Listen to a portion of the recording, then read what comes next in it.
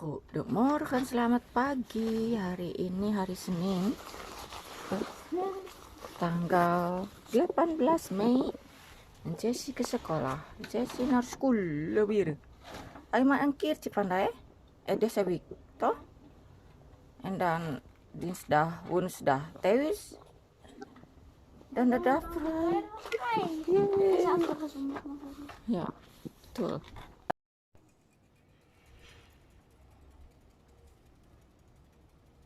Gisteren, nee, niet gisteren, zaterdag. Zaterdag is Sabine gekomen via Facebook weggeefgroep. Deze is tennistas, maar wij kunnen gebruiken voor alles op vakantie. Best wel groot, kijk. Genoeg ruimte, even schoonmaken is.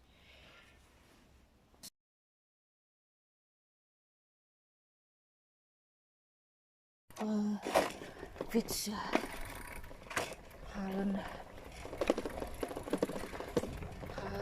op jas.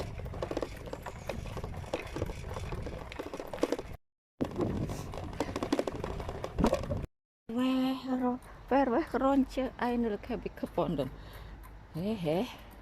Zo moeilijk, maar wel gezond. Even rondje fietsen. Dan nu, dichtbij daar, eigenlijk makkelijk. Dichtbij wat namanya speeltuin. Speeltuin Stadpolder. Dit is hem. Jas.